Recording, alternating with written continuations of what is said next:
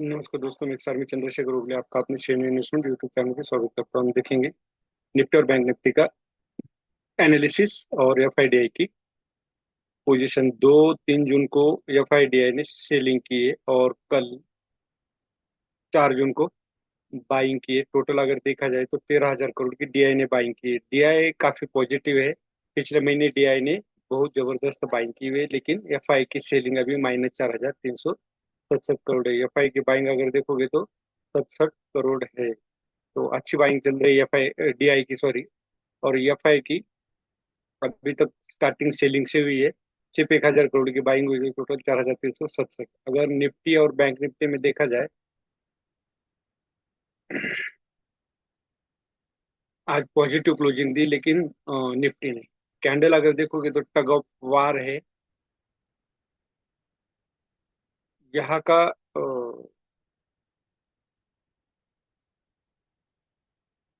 ये जो पॉइंट था, ये हायर हाई लगा, सॉरी, यहाँ पे हायर हाई लगा, उसके बाद लोअर हाई लगने लग गए। लेकिन जो लो यहाँ पे लगा, ये अभी ब्रेक नहीं हुआ है। ये जब तक ब्रेक नहीं होगा तब तक हमारा डाउन ट्रेंड शुरू हुआ है, ये बोल नहीं सकते। हो सकता है कि ये अगर कल ब्रेक होता है तो इस ट्रेंड लाइन को मार्केट फॉलो कर सकता है।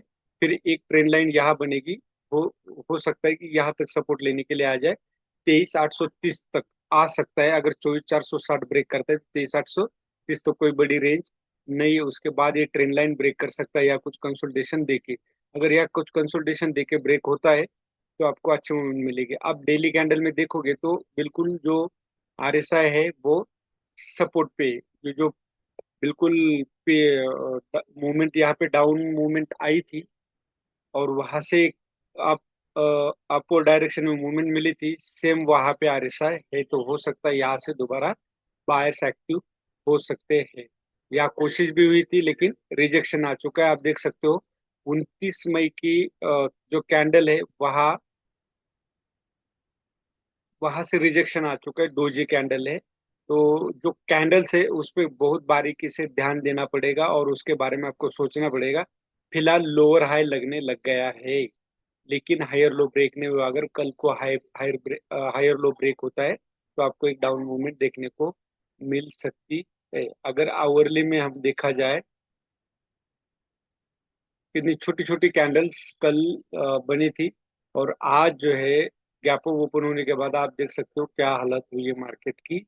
बहुत ही जबरदस्त। यहाँ इसके ऊपर अगर बाय करते तो आपको एक अच्छी मूवमेंट यहाँ देखने को मिलती, लेकिन रिजेक्शन दोबारा देखो। ये 2 पॉइंट रिजेक्शन आया तो थर्ड पॉइंट भी रिजेक्शन आना तय था। लेकिन जिसने पुट यहाँ पे खरीदा होगा इसके नीचे, वो उसके तो स्टॉप लॉस हिट हुए होंगे। तो अब देखते हैं कल 24,900 जब तक ब्रेक नहीं होगा तब तक आप बाय साइड नहीं जा सकते। और 24,460 भी नहीं जा सकते। तो इंतजार करना बहुत जरूरी है। मार्केट रेंज बाउंड है, कंसोलिडेशन में है उतना तक है जब तक ये रेंज ब्रेक नहीं होती।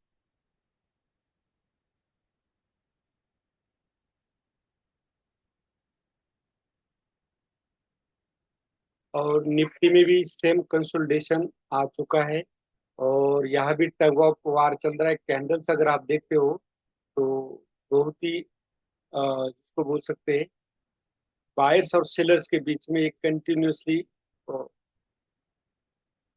लड़ाई चल रही है।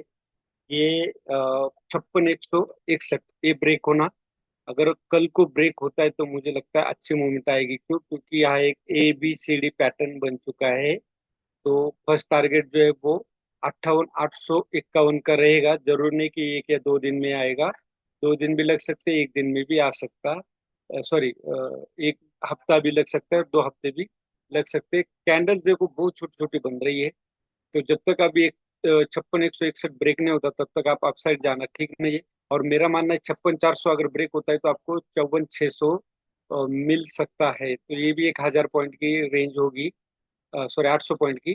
तो देखिए, रेंज बाउंड है, रेंज पे ध्यान दीजिए। 55,400, 56,161 अगर हम आवरली में देखा जाए।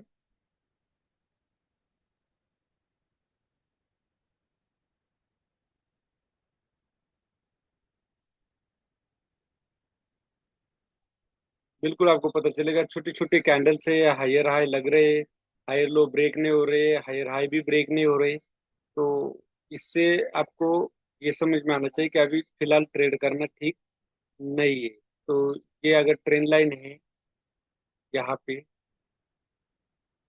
अब कल को अगर ये रिजेक्शन आ चुका है आप साइड से, यहाँ इसके नीचे अगर आप सेल करते हो तो आपको एक अच्छा प्रॉफिट मिलता, लेकिन स्टॉप लॉस है वो बहुत ज्यादा बड़ा था, इसलिए मैंने यहाँ पे ट्रेड नहीं किया है। जब तक अब अपसाइड का मूवमेंट, सॉरी, अपसाइड ब्रेक नहीं होता तब तक आपको एक मूवमेंट नहीं मिलेगी। यहाँ पे एक ट्रेड बनता था इस कैंडल के ऊपर, सॉरी, यहाँ पे एक इस कैंडल के ऊपर क्यों बनता था, उसका लॉजिक यही था। यहाँ पे अगर आप इस क्लोजिंग से अगर पकड़ते और इस कैंडल को आप ये दो पॉइंट को जोड़ते तो थर्ड लाइन पे आपको ये पता चलता क्या एंगल बन चुका था, इस कैंडल के ऊपर बाय करते स्टॉप लॉस छोटा रहता, थर्ड पॉइंट था, थर्ड पॉइंट पे बाय करना चाहिए था। ये था आज का निफ्टी का 5 मिनट का एनालिसिस। बहुत ज्यादा जोर लगाने की जरूरत नहीं। ये यहाँ पे भी बनता क्यों, क्योंकि यहाँ पे एक पिनट बन चुका था, लेकिन ब्रेक अपसाइड होना चाहिए था, हुआ डाउन साइड। तो ये भी थोड़ा आगे था। तो ऐसी जगह पे ट्रेड नहीं करना है, जो कि थ्योरेटिकल जो पैटर्न बने हैं उसी पे ट्रेड करना। अब जो मैंने रेंज बताई है उसको फॉलो करना है। एक डिस्क्लेमर, कोई बाय सेल रिकमेंडेशन नहीं, ओनली फॉर एजुकेशन पर्पज से है। वीडियो अच्छा लगे तो लाइक शेयर और सब्सक्राइब जरूर कीजिए। धन्यवाद।